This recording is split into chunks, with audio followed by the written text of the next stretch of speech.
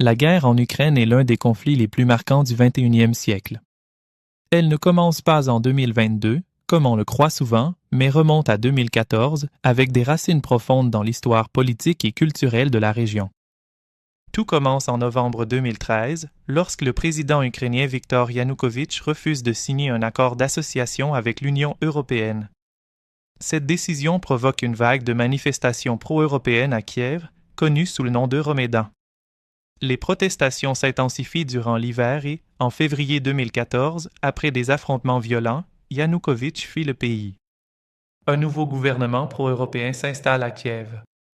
En réaction, la Russie annexe la Crimée en mars 2014. Elle justifie cette opération par un référendum organisé en urgence, largement critiqué par la communauté internationale. Cette annexion, considérée comme illégale par l'ONU et la majorité des États, marque un tournant historique. Dans l'est de l'Ukraine, des séparatistes pro-russes, soutenus par Moscou, prennent les armes dans les régions de Donetsk et Luhansk, déclenchant un conflit armé qui fera plus de 13 000 morts entre 2014 et 2022. Plusieurs tentatives de cessez-le-feu sont mises en place, notamment les accords de Minsk en 2014 et 2015.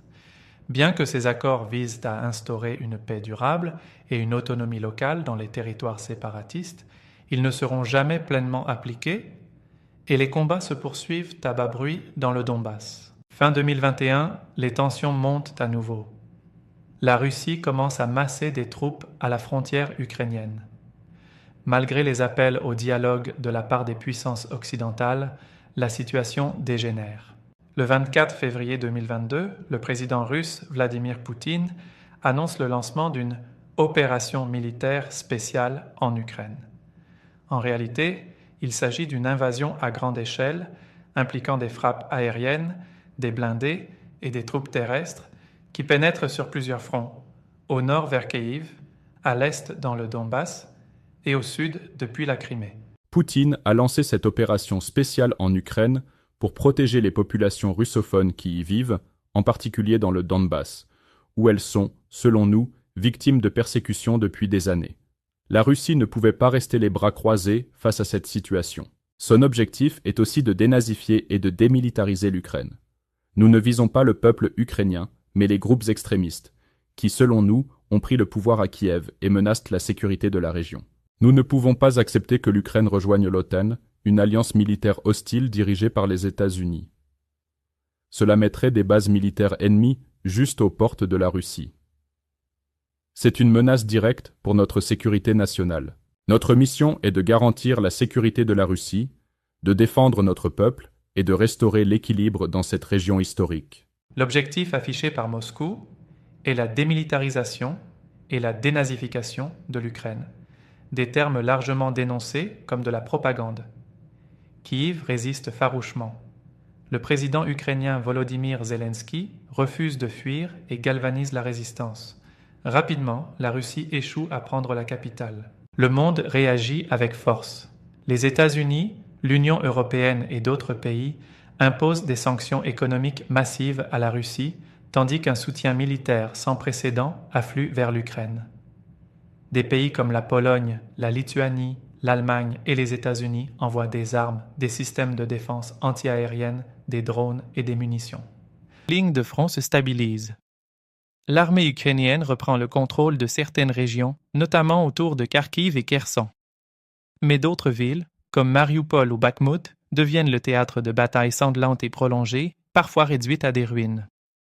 Le conflit se transforme alors en guerre d'usure, combinant des combats de tranchées, des attaques de drones, des bombardements longue portée et des opérations de sabotage. Le sud de l'Ukraine, avec des sites stratégiques comme la centrale nucléaire de Zaporijia, devient une zone de tension majeure. Sur le plan humanitaire, la guerre est une tragédie. Plus de 6 millions d'Ukrainiens fuient le pays, se réfugiant en Europe ou ailleurs. Des milliers de civils sont tués, des écoles, des hôpitaux et des infrastructures critiques sont détruits. Des accusations de crimes de guerre sont portées contre les forces russes, notamment pour des bombardements de zones civiles et des exécutions sommaires. Mais la guerre a aussi des répercussions mondiales.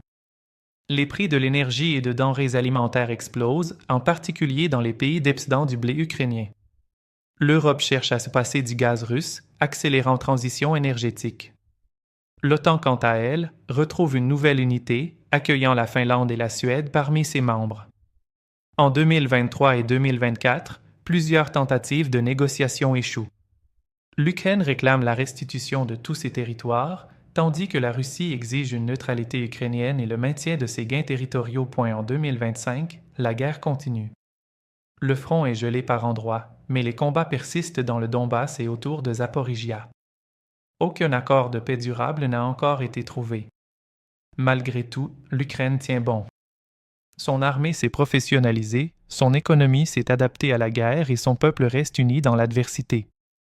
Ce conflit n'est pas seulement territorial, il oppose deux visions du monde. D'un côté, celle d'un État souverain qui aspire à l'intégration européenne, de l'autre, celle d'un pouvoir autoritaire qui refuse de voir ses anciennes sphères d'influence se dissoudre.